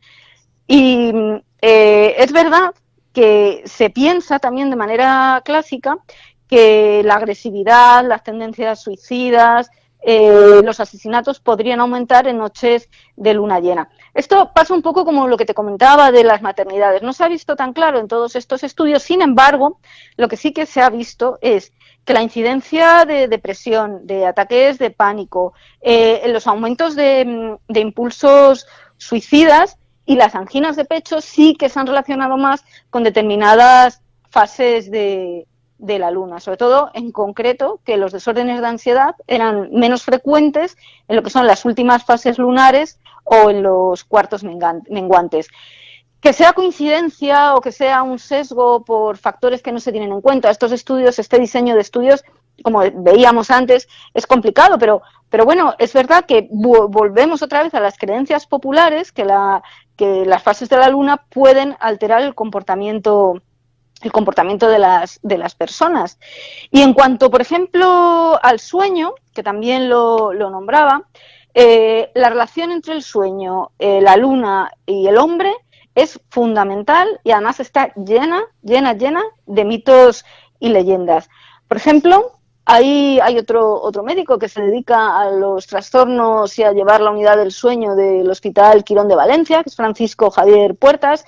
Lo que argumenta, tiene su lógica, argumenta que se duerme peor porque hay una mayor exposición a la luz ambiental cuando hay luna llena. Entonces, las células que tenemos en la retina, las que detectan la luz blanca, como la luz lunar, como están conectadas a los núcleos cerebrales, que en realidad, por ejemplo, el supraquiasmático es el reloj biológico, pues va a inhibir esta luz la secreción de melatonina, que es fundamental para el sueño nocturno. Entonces, hay veces que se afectan y, bueno, hay más estudios que nos dicen que efectivamente pues en noches de luna llena se duerme peor, pero incluso a niveles que todavía no han podido ni siquiera explicarse, porque hay muchos estudios, tengo 2 o 3, en los cuales introducen a la gente en noches de luna llena, pero sin que la gente sepa que está en luna llena, en cuartos donde no van a tener ningún tipo de relación con la luz lunar, y se mide, pues por ejemplo, el electroencefalograma, los movimientos oculares, la secreción de hormonas, y se vio que los humanos sí que van a responder a los ritmos de la luna, y que en las noches de luna llena, por ejemplo, la actividad cerebral en relación con el sueño profundo era más baja, se reducía casi un 30%, la gente tardaba 5 minutos más en quedarse dormida, despertándose 20 minutos antes, y otra vez estos niveles de melatonina que son tan importantes para un sueño reparador, pues estaban más bajos, con lo cual, en realidad, podría ser, la explicación que se le da es que puede ser la herencia de un pasado en el que la luna podía haber sincronizado el comportamiento humano, ya fuera con fines reproductivos o bueno, como es que esto es lo que ocurre también en animales. Pero es que, fíjate, una de las enfermedades clásicas que tiene el ser humano, y sobre todo en lo que es historia de la medicina, es la epilepsia. La epilepsia es la enfermedad que primero se estudió, de la que probablemente primero tengamos referencias, y es que en la antigüedad la epilepsia se denominaba el morbus divinus o morbus sacro, porque se pensaba que eran los dioses los que iban a producir a voluntad esta enfermedad. Por ejemplo, Lucio Apuleyo utiliza este término para referirse a la epilepsia. Cicerón, también sobre el 110 a.C., se va a referir a la epilepsia como la enfermedad anímica, de vicio, de pasión o estar desarreglado del alma. Y también la atribuye a los dioses. Y ya Hipócrates es el que prefiere llamarla morbus mayor o gran enfermedad o morbus pueri, porque los niños eran mucho más propensos a las crisis epilépticas. Y de aquí se pasó en Roma a llamar morbus comiciales, porque se pensaba que si en Roma se llevaba a cabo un comicio y alguno de los presentes tenía un ataque epiléptico, caía al suelo, hablamos de lo que es el gran mal, la crisis que todos tenemos en la mente, pues el acto se suspendía y se tenía que realizar una purificación que impidiera el contagio y además era un signo claro de mal presagio. De aquí que ahora las epilepsias se denominen también crisis comiciales. Y bueno, luego seguimos en la historia. Quinto Sereno la atribuye a un dios que actuaba a través de la luna. Entonces, las personas creían que todas estas dolencias estaban controladas por los cuerpos celestes, más en concreto, en el caso de la epilepsia, por la luna, y de aquí que se pasara a llamar enfermedad de la luna y al enfermo llamársele lunático. Y que se atribuyera en algunos casos la enfermedad a la influencia de Selene directa por una venganza. Selene es la deidad de la luna. Había múltiples teorías que se van metiendo en la Edad Media, que la luna llena calentaba la atmósfera que rodeaba la Tierra y que conseguía derretir el cerebro provocando la epilepsia. También que la temperatura del cerebro y de la luna eran igual de fríos y por ello había dolores de cabeza y epilepsia. Pero al llegar a la Edad Media, el problema es que viene la religión. Viene todo lo que es el catolicismo a ultranza y todo esto va a superar a los médicos en lo que son las teorías, volviendo a lo que es la demonización, a las viejas creencias demoníacas, perdiendo influencia a lo que eran las teorías naturalistas de la medicina griega. Y tenemos en la Biblia, pero multitud de relatos. Por ejemplo, San Mateo narra cómo Jesús elimina a los espíritus diabólicos de un hombre que había tenido ataques epilépticos desde la infancia. Y es justo en este momento cuando la base de la epilepsia se considera que es demoníaca, es caduca o demoníaca. Y de ahí, pues, la teoría de Orígenes, que en el 250 después de Cristo lo que reclama es un origen diabólico en el lunático, oponiéndose a todo lo que habíamos visto antes. Y esto se convierte en algo fundamental en la Edad Media, que se perpetúa con San Isidro de Sevilla en el siglo VII, popularizando el término lunaticus para acuñarlo pues como vocablo culto que va a definir a los posesos. Y todo esto sucede a lo largo de toda la Edad Media. Fíjate, en el priorato de San Valentín en Alsacia, a finales del siglo XV, se va a construir lo que sería el primer hospital para epilépticos, considerando lo que es al santo como el patrón de la epilepsia. Y bueno, luego tenemos múltiples nombres que nos la definen: la alferecía, porque afectaba más a los niños, a los alféreces; la gota coral, que esto lo tenemos registrado en los diccionarios de lengua castellana más antiguos; epilepsia, que vulgarmente se llama gota coral, por ser como una gota que caía sobre el corazón. Y esto era muy usado por los médicos. Y en el Renacimiento persisten actitudes medievales, pero parece que afortunadamente, como en todo, pues va cambiando la cosa. Y de esta manera hay dos corrientes. Una que lo que hace es intentar volver a racionalizar y volver al pensamiento griego, pero la corriente más radical, que surge por Inocencio VIII sobre 1500, lo que va a hacer es responsables a las brujas de ocasionar enfermedades, siendo otra vez una de ellas la epilepsia. En este caso, fíjate, la provocaban a través de huevos cocidos con cadáveres. ¿Por qué siempre, Cristina, a lo largo de la historia está presente la epilepsia? La epilepsia, pues porque es una enfermedad muy llamativa. Yo no sé si has presenciado a alguien en la calle que se cae redondo, o bueno, muy probablemente gente que nos está escuchando, es relativamente común, tiene episodios de gran mal. Pues tú imagínate cuando no teníamos lo que es hoy día el registro del electroencefalograma o un diagnóstico o el tratamiento con antiepilépticos, pues imagínate lo que te comentaba en el comicio, que está todo el Senado de Roma planteando un tema importante y de repente uno se caía y empezaba a convulsionar. Sí, sí. Pues todo esto es muy, muy fácil caer en el error de acabar llevándolo al mundo sobrenatural y acabar pues como acabaron muchísimos, y de esto Fermín sabe un montón, todos acusados de endemoniados, encima de enfermos endemoniados y quemados en las hogueras de la Inquisición.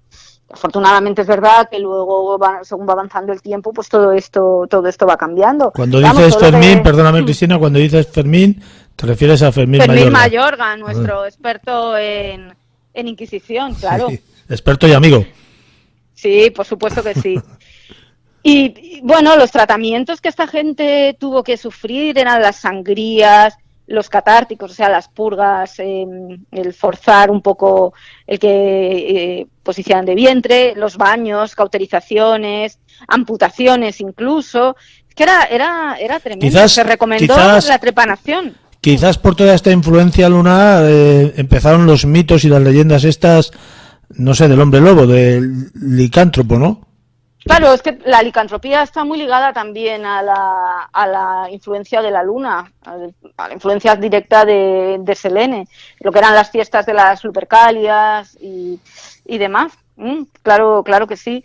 Y luego, bueno, no solamente eso, en el tema de la licantropía, el fenómeno de los hombres y las mujeres lobo, en literatura clásica, tenemos dos síndromes, que uno sería el síndrome del hombre lobo, como tal, lo conocemos, es una hipertricosis universal congénita, y que incluso tiene dos variantes, una que están cubiertos de pelo completamente, y que tenés un pelillo fino, que salvo en pelos de las manos y de los pies, y luego ya el más característico que es el síndrome de Ambras, que el vello es más grueso, coloreado y crece a lo largo de toda la vida, claro. Una persona que vea esto y esta gente que probablemente de día no pudiera salir a la calle, pues imagínate, pues la relación causa-efecto entre una noche de luna llena, entre cualquier tipo de desgracia que ocurriera esa noche y que esta pobre persona tuviera que salir a lo que fuera a la calle, pues es que es causa-efecto. Fíjate que a mí se me estaba ocurriendo esta similitud que existía entre estas convulsiones de esta enfermedad que hemos hablado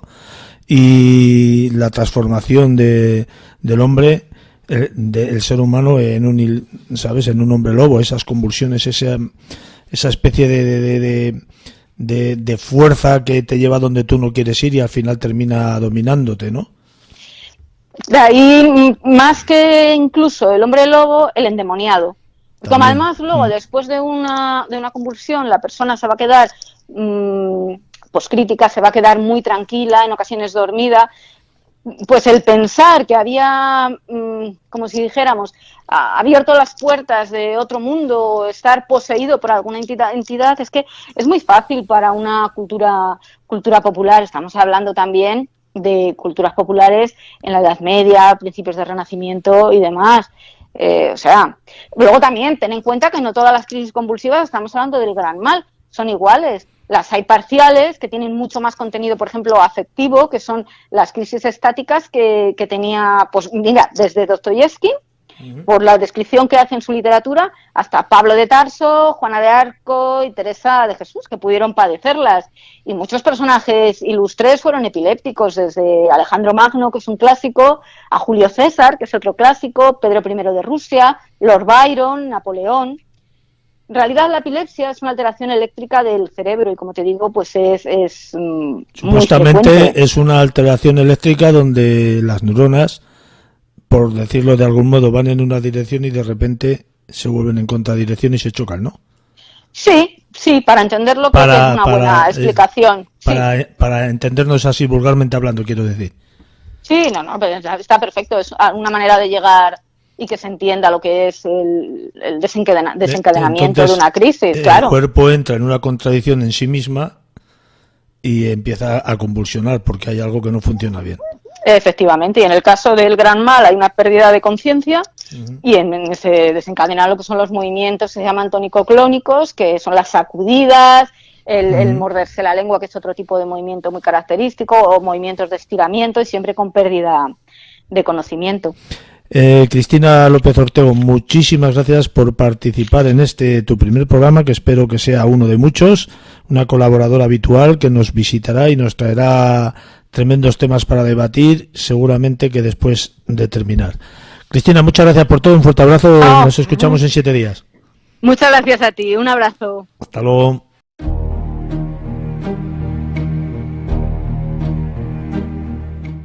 Dicen que las cosas antiguas guardan secretos que nunca pueden contar.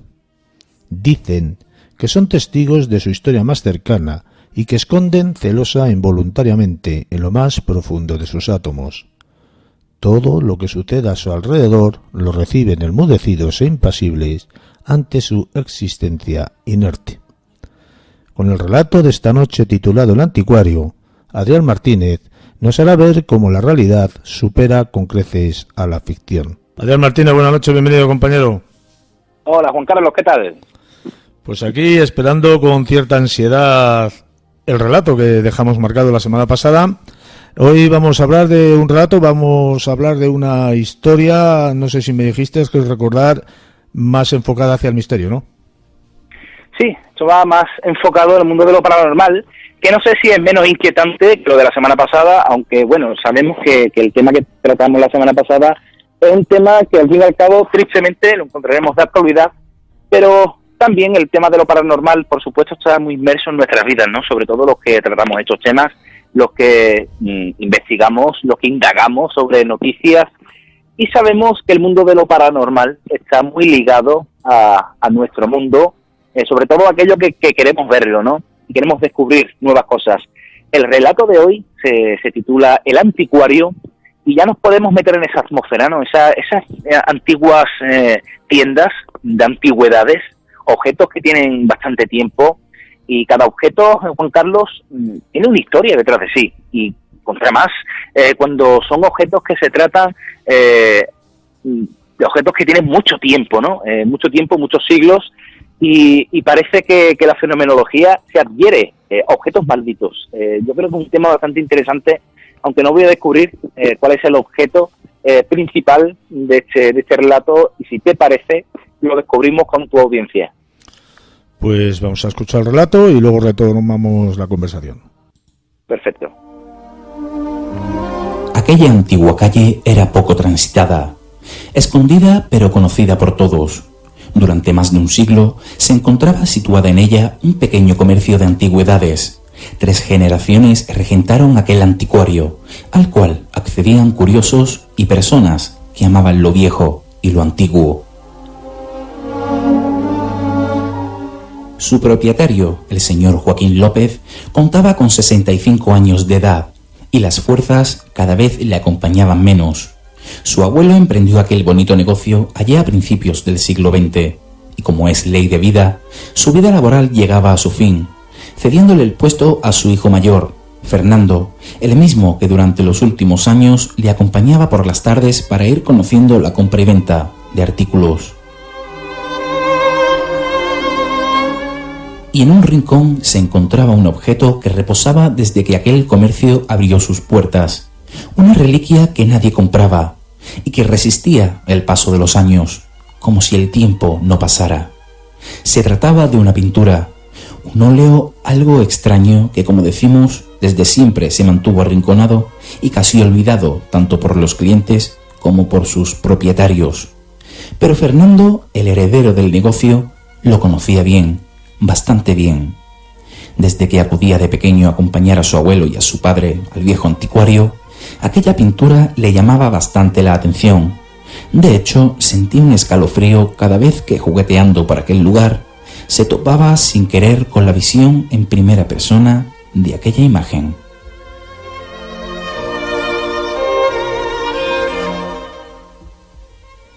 Y en él, la imagen de una anciana con mirada oscura, reposada y tranquila, pero como suele ocurrir con ciertas obras de arte, hablaba por sí sola.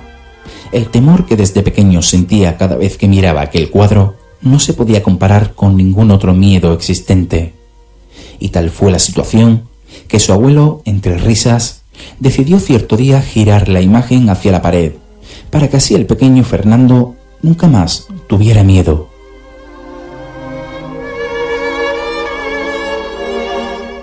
Aunque fue un alivio para él, jamás logró olvidar esa mirada, esos ojos negros que le querían decir algo, pero no sabía qué.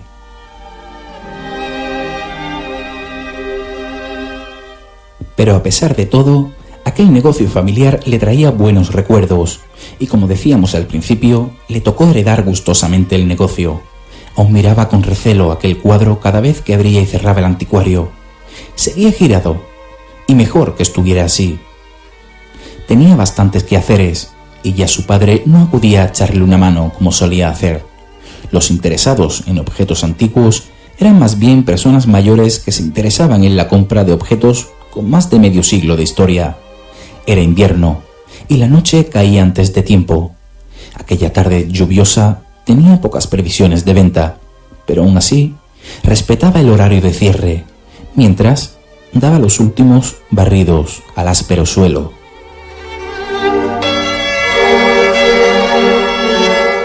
Alguien llamó a la puerta apresuradamente. La lluvia era fuerte y enseguida acudió a abrir. Una mujer accedió al interior empapada y, sacudiendo el paraguas, se presentó amablemente. «Muy buenas. Me llamo Carol. Perdona la hora.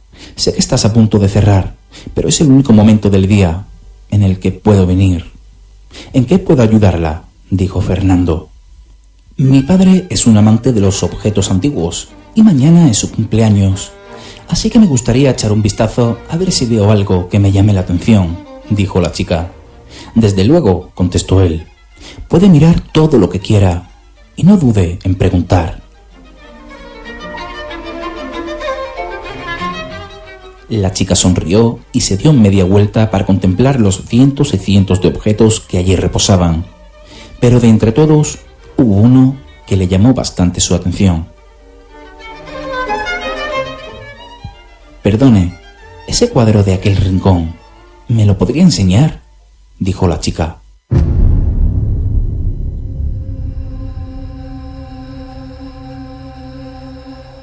Un escalofrío recorrió el cuerpo de Fernando, que nervioso no supo qué responder a aquella petición.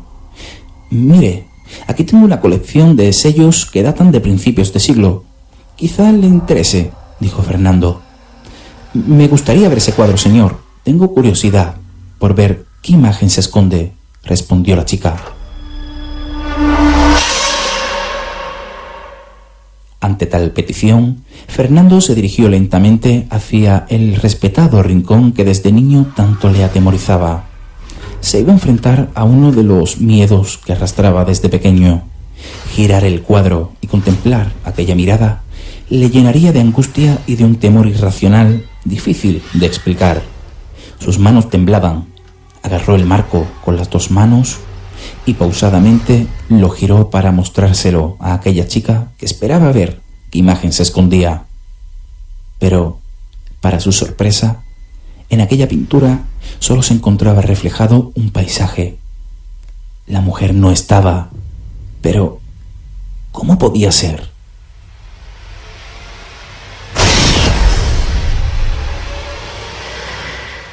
Sin apartar la mirada, escuchó una voz distinta detrás de su posición, la de una mujer mayor que le susurró al oído lentamente su nombre. «Fernando, Fernando».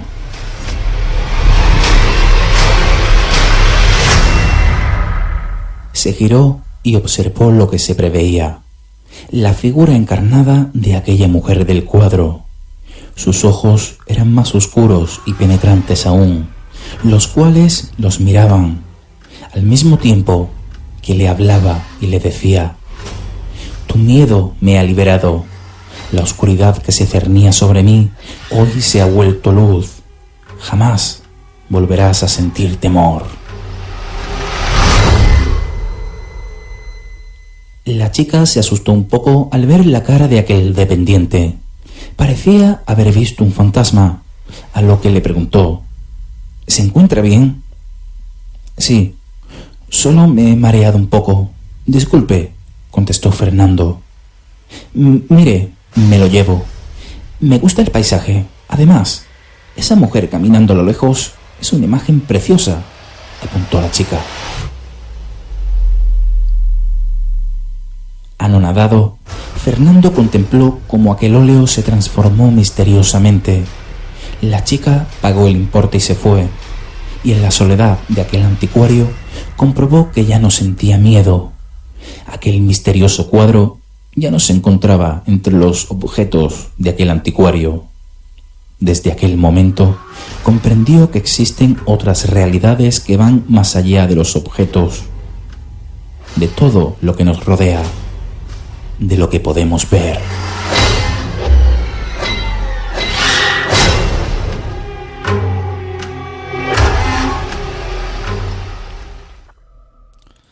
Bueno, impresionante el relato también, con cierta simpatía, ¿no?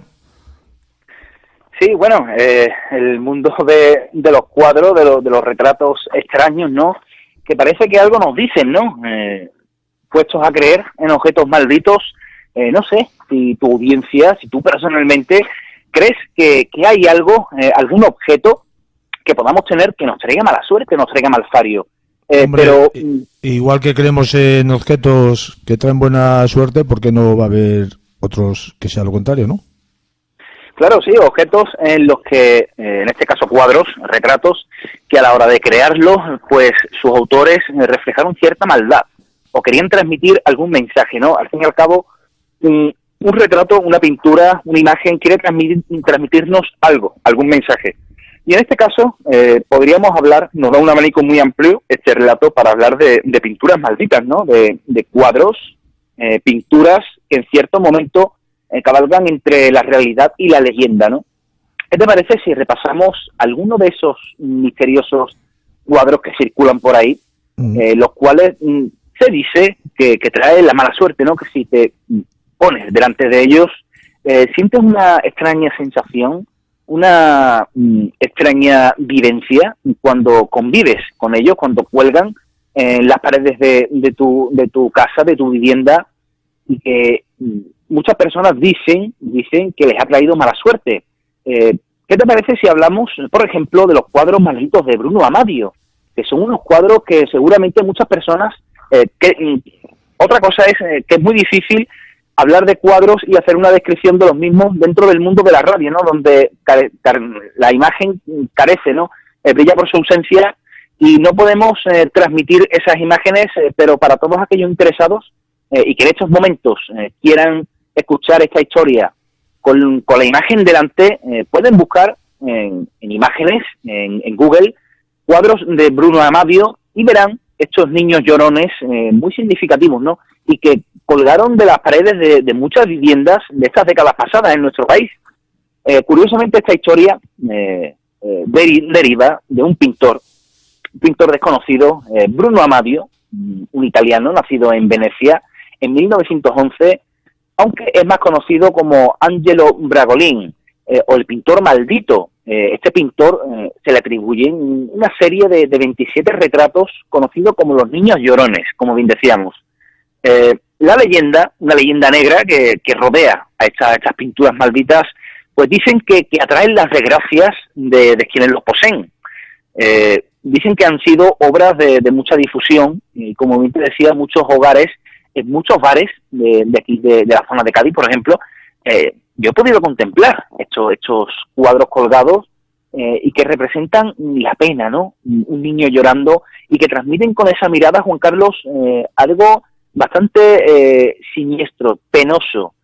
¿Por qué? Porque, bueno, estos cuadros están inspirados en la guerra, pero continuamos con esta historia para que los oyentes se sitúen, ¿no? Este hombre, Bruno Amadio, pues participó con el ejército italiano durante la Segunda Guerra Mundial, y allí, pues bueno, él contempló, ¿no? Todas las miserias, el sufrimiento de los niños, y estos mismos niños fue los que él plasmó en estos 27 retratos. Una vez acabada la guerra, se traslada a vivir a Sevilla y es allí donde pasa varios años de su vida.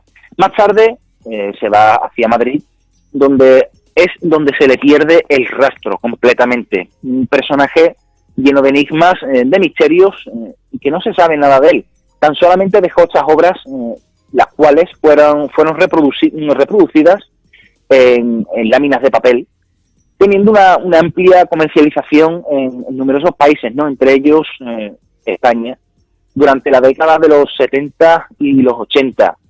Según cuenta esta leyenda, dicen que Bruno Amadio, está en la parte más oscura, ¿no? de la leyenda. Dicen que pactó con el diablo para conseguir esa fama y ese reconocimiento, ¿no? que tanto anhelaba. Y la cuestión es que de la noche a la mañana, pues estos cuadros pues se hicieron muy, muy conocidos, ¿no? a nivel mundial, y digamos que a mediados de siglo pues era un tesoro bastante preciado para muchas personas, ¿no? Las casas donde se colgaban estos cuadros pues ardían en llamas y son fuente de misteriosos fenómenos extraños como poltergeist y demás, Y un dato bastante interesante, ¿no? Dicen que algunas viviendas, esto cuenta la leyenda, que fueron paso de las llamas, toda la casa quedó calcinada, efectuando estos cuadros que quedaron intactos en las paredes, sin un solo rasguño, sin nada, sin que le hubiera ocurrido aparentemente nada. ¿Tendrán algo estos cuadros, Juan Carlos, que parece que traen las desgracias a todos aquellos que los portan? Pues algo deben de tener cuando suceden hechos extraños alrededor de ellos. No sé exactamente cuál es, pero parece ser que algo... También se dicen que hay ciertos cuadros que son capaces de atraparte el alma, ¿no? Sí, bueno, hablábamos hace un par de programas de los espejos, ¿no? Uh-huh. Pero al fin y al cabo, con el mundo del retrato, el pintor quiere reflejar el alma, ¿no?, de la persona que está dibujando, sea real o sea ficticia. Y en este caso, los niños de la guerra, ¿no? Esta persona vio el sufrimiento de los niños, que no hay más sufrimiento, ¿no?, que contemplar que un niño que no tiene que ver nada de eso. Y durante la guerra, pues, con todas las penurias, todas las miserias que acarrea la misma, pues él quiso plasmar todas estas desgracias. Y se dice, cuenta también, dentro de esta leyenda se cuenta, que el primer cuadro que Bruno pintó, pues se quedó en el mismo orfanato de donde era el niño retratado, ¿no?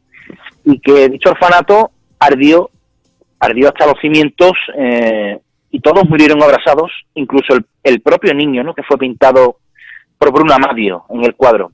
Y fue el único objeto que no fue paso de las llamas. O sea, aquí vemos, la leyenda tiene un origen inicial y que después se reproduciría en casos que no sabemos, ¿no?, que entran dentro del mundo de la leyenda, pero es lo que se cuenta, ¿no? Pero bueno, esto queda a opinión de tus oyentes, que indaguen, porque es un tema bastante interesante, pero sobre todo que escuchen estas palabras que estoy comentando con esas imágenes, ¿no?, en la palma de la mano, con el teléfono móvil, que busquen estos cuadros, porque verdaderamente, no sé si serán verdaderamente cuadros malditos, pero lo que transmiten la mirada de esos niños con esas lágrimas que le recorren las mejillas es estremecedor. Es algo que sin duda alguna provoca un sentimiento extraño y que invita al miedo, ¿no? Invita al miedo. Pero bueno, hay otras obras de arte, que sin duda alguna pues también tienen bastante de misteriosos. Hay uno por ahí que circula, como es el retrato de la niña bruja. Este retrato, curiosamente, fue pintado por una de las mujeres más crueles que ha dado la historia. En el lado oculto tratamos algo sobre su vida, como es Madame Lalaurie, esta mujer que estaba bien posicionada en la Nueva Orleans, en Estados Unidos, y de clase media alta, más bien alta. Ella en su casa pues se dedicaba a pintar cuadros, los cuales pues reflejaban personas, ¿no? Personas con una gran angustia. Y en este cuadro, precisamente, el retrato de la niña bruja, se ve una pequeña, unos 10 años, que mira fijamente y también unas lágrimas le recorren. Tiene un cierto parecido con los cuadros de Bruno Amadio, pero es bastante interesante, ¿no? Esta persona, Madame Lalaurie, que vivía a mediados del siglo XIX en Nueva Orleans, como bien decíamos, fue protagonista de uno de los hechos más increíbles, ¿no? Su casa fue pasto de las llamas, curiosamente también, pero encierra otra historia. Cuando las autoridades apagaron estos fuegos, descubrieron en la parte superior de la vivienda lo increíble, ¿no? Esclavos africanos en unas condiciones deplorables, y esa persona se dedicaba a maltratarlos, unos métodos bastante sanguinarios, ¿no? Los mantenía encadenados, los mutilaba, los dejaba sin piel y los encerraba en pequeñas cajas, ¿no? Fue un caso bastante sonado, y con todo esto de fondo, ¿qué podemos esperar de una obra de arte que nace de las manos de Madame Lalaurie, ¿no? Una persona bastante siniestra, y que dicen que este cuadro pues trae el malfario, ¿no?, a toda persona que lo ha poseído, que si te pones delante de él sientes algo extraño, sientes unas vibraciones bastante raras, y cómo no, la fenomenología pues también se hace presente en el lugar donde se ubica este retrato. Adrián, no sé si tienes tema para la semana que viene ya. Bueno, la semana que viene, ¿qué te parece si nos metemos de lleno en el mundo de la ufología, del fenómeno OVNI, y deleitamos a la audiencia con un relato titulado La Llegada, en la que su protagonista pues es partícipe y espectador en primera línea de la llegada de algo de otro mundo? ¿Qué te parece si lo dejamos en la incógnita para la semana que viene? Pues ahí lo dejamos. Adrián, muchísimas gracias como siempre, un fuerte abrazo, nos escuchamos en 7 días. Venga, hasta pronto, compañero. Hasta luego. Llegado ya el final del programa, solo me queda que daros las gracias a todos por vuestro tiempo, vuestra atención y vuestra compañía. En una semana, dentro de 7 días, volveremos con el universo secreto. Hasta entonces, tengan todos los mejores de los deseos para esa